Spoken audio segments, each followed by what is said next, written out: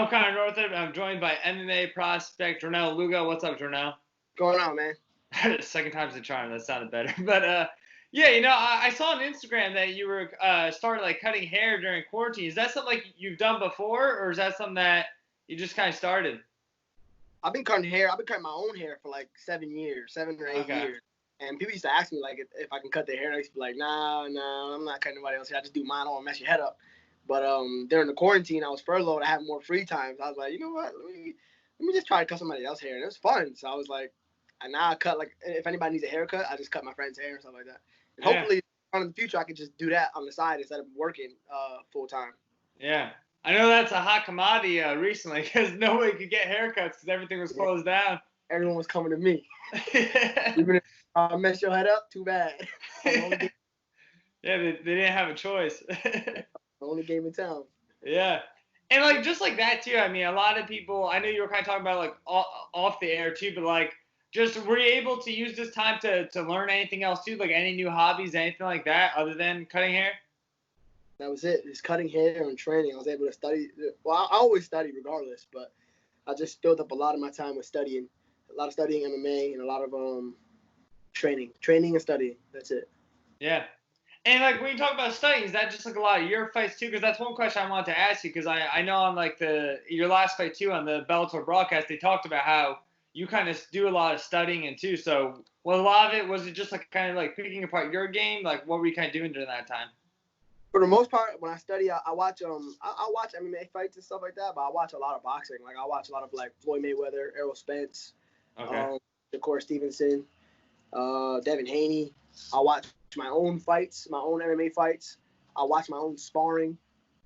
I watch MMA fights here and there that I see that are entertaining. But a lot of times, like if I watch an MMA fight, if I can't learn something from it, or if it's not entertaining, I won't even watch it. So that's why, like, I know if I go watch these certain boxers, I know I'm gonna be either entertained or I'm gonna be learning something for a fact, So I know it's weird. It's like I'm an MMA fighter. Why do I study boxing? But it's just like the composure and the IQ level for most boxers is a lot higher than the composure and IQ level in MMA. I watch Israel Adesanya. He's an MMA fighter. He got a high IQ, but I mean, it's not that common to see those kind of guys in MMA with a high IQ. Yeah. And just as like now that we're on training too, just like I know you said you were furloughed. Like, what were these last 2 months like training for you? It was good. Like the training was good, but it definitely like it made me sit back and think because when I'm working, my weight is a lot easier to maintain because I'm busy all day and I'm constantly moving. And then I train at night. But when you're not working and you just train, and then you just sit down all day. So just training alone won't keep your weight down. Like you have to still be moving and walking and doing something. But I found myself just literally like studying on the couch, sitting on the couch studying, and basically not burning as many calories as I used to burn. And before I used to walk around probably like 150. But now I got all the way up to like 57, 56. Wow. Just sitting on the couch. So I'm actually kind of glad I'm going back to work, but in the future I'm gonna have to think about it. Like, damn, what can I do to fill my time? Whether it be like going for a walk or something. I gotta do something so I'm not just sitting on the couch all day besides training. Yeah. Like at any point in that, did you start kind of like picking up on that too? Like, did you kind of like fix it like towards the end? Yeah, towards the very, very end, like the last week, I started going for walks. I would just leave the house and try to walk for a couple hours. I'm like, I know this is not good. My weight is gonna keep up if I don't stay busy. So that's something I got to think about. Whether it be walk, I gotta do something. I don't know, but it's something I'm definitely gonna think about when I go full time. Yeah. And now, just as far as your career too, I know you fought twice for CES. A pretty big regional promotion. But then you had your Bellator debut. What was that kind of experience like for you? It was good, man. It was good. and one thing that I like that I liked is like I stepped up pretty fast. Like if you look at my record, I don't have nobody with a losing record that I fought as a pro. I fought an 0-0 guy, I fought a 2-0 guy, and then I fought a 4-1 guy. So each fight I stepped it up. A lot of these guys in South Florida or in general, they fight a lot of bums. Like they'll fight guys that are like 1-10 or like just with losing records. So I'm proud that I haven't fought anybody with a losing record. But as far as to answer your question with the Bellator thing, that was dope, man. That was super great experience to get on that platform and even though I was on that platform, to keep a level head, stay composed, because one day I'll be main event on that platform or fighting for a belt. And it doesn't matter what's going on the outside. I got to be able to stay composed and keep a clear mind and stay focused when I fight. You know? Yeah. How big of a test was that too? Because that was the first time you, as a pro, you went all 3 rounds. Yeah, yeah. Three fives. It was just about staying disciplined. You know, like a lot of people say like, oh, when I fight, I like to go out there and have fun, or I want to go be free. And me, I disagree with that. Like, I train my ass off and I study a lot. Like, when I fight, I have to be disciplined for the whole 15 minutes or 25 minutes. I'm not going in there to have fun. I'm not going in there to be free. I'm going there to do what I've been doing for my whole life, you know? So I'm going in there disciplined, militant to get the job done. It's not free time or fun time. It's not fun. It's not a joke, you know? Like, you could get killed in there. What's fun about that? It's a big deal, you know? And you got money on the line. You got your record's on the line, your career, your legacy's on the line. There's nothing fun about that. So definitely a good experience for me to go in there against a guy with a good record. And then my next fight, nothing's set in stone yet, but it will be another guy with an even better record, you know? So I won't have any bums on my record at all. Yeah, awesome. And just going off what you said too, something interesting too. Like you said, like like how is that fun? Like I recently saw an interview with Brandon Royval, who made his UFC debut, and he was kind of saying how like he almost like he hates fighting. Like he said, like when he's like in the back, he like doesn't want to do it, and then once he's in there, he's kind of calm. Like, are you like that in any way, or are you just kind of just like more like jokingly saying like it just kind of sucks like getting punched in the face, that kind of thing? Well, when I began fighting when I was younger, I have like two halves of my fighting career. Like when I was younger and I was doing amateur fights, I kind of didn't enjoy it too much fighting.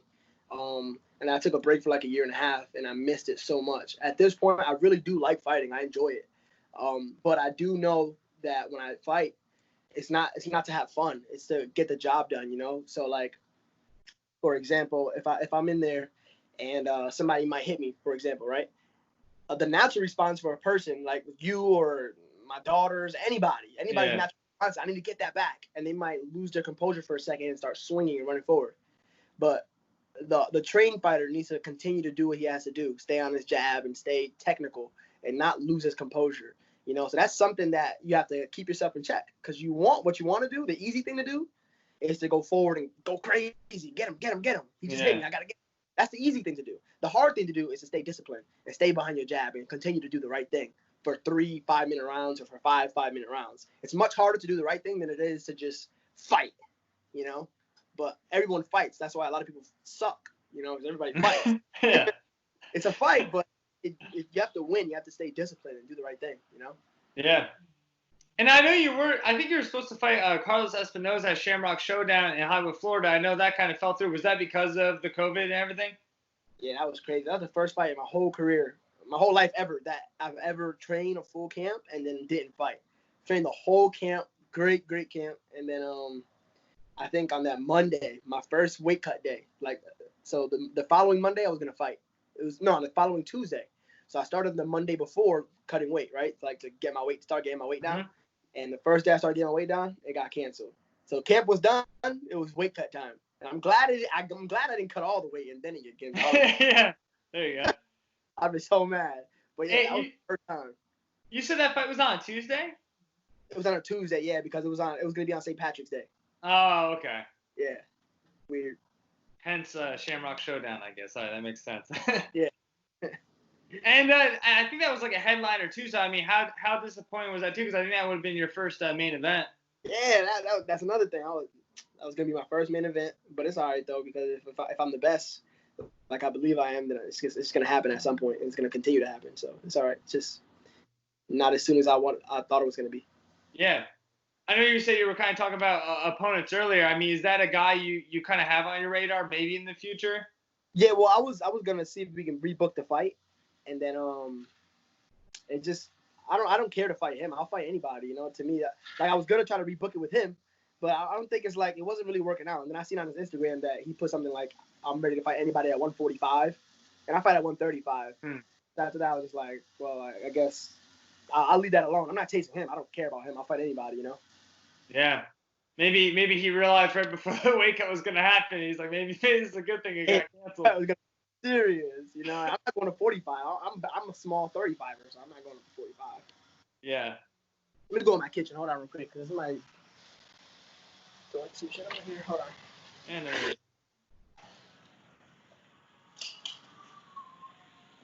is.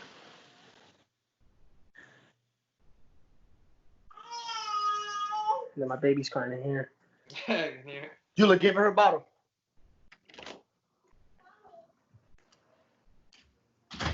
All right, you can see me good? Yeah, we're good. All right. But yeah, I mean, one thing I want to, now that we're like on opponents too, I mean, you kind of alluded to it before, but do you have anything kind of in the works? You know, and do you know like when we might see you next? Yeah, well, my management paradigm, they're trying to get me a fight on LFA. Also, I have my coach is trying to get me a fight for Titan. So we got a couple of names for Titan. Nothing in stone yet, but some good high-level guys, good records. That's gonna look real nice on my resume if it goes through. Tough guys. You know, it's not gonna be an easy fight either. But if I believe I'm the best, then it doesn't matter. You know, I got to go out there and beat these guys. Like, once again, like a lot of people at 3-0 would want to fight a guy with over 6 fights and have a winning record, you know. But if you're the best, you're the best. If you're not the best, you're not the best, you know. And I believe I'm the best, so got to fight these guys. Yeah. Now I know like Titan, like obviously that's like pretty convenient too because they've been operating out of Florida too. But like as far as Bellator 2, you said that was a good experience. I mean, no one's really sure when they're going to be back, but is that a place that you can see yourself like returning to? Yeah, definitely in the future. I mean, if whenever they get their shows up and running again, for sure, either there or the UFC, doesn't matter. Either way, as long as the money's right, I'm gonna be beating everybody up. Doesn't matter either way. Yeah. I mean, just by the sound of it too, it sounds like you want to get in there as soon as possible. What, to the UFC or Bellator? Just a fight in general. Next fight. Yeah, definitely, man. I've been in camp because my last fight was in October, and I wanted to fight in January, but I wind up not fighting in January, and so I was booked to fight again in what? Well, when was St. Patrick's Day? Was that March or February? March. I was booked March, right? I think so. I could be wrong.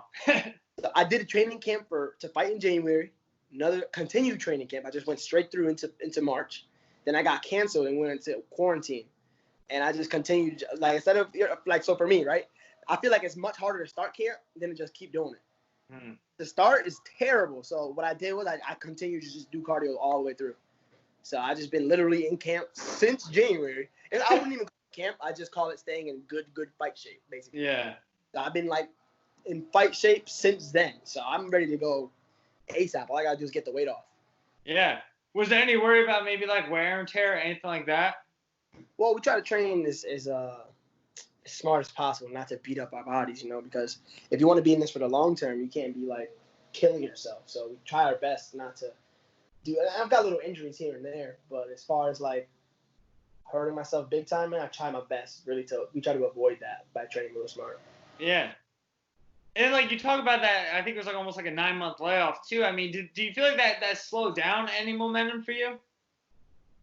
No, I mean, as far as skills, my skills are still really good. You know, I just got to tighten up a few things based on who I'm fighting. So if he's a stand-up guy or if he's a wrestler or however he fights, I'll just have to tighten up. But as far as my skills have definitely got a lot better. Like, when you guys see me fight again, you'll see the progression.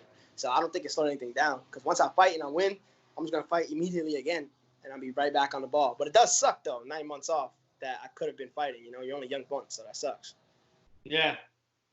I mean, one I guess positive is kind of everyone's in that similar situation, you know, especially at the regional level. So yeah, it's not just me. So that does make me feel better. Like, all right, everybody's doing it too, except for the UFC fighter. The UFC fighter, man. They're going.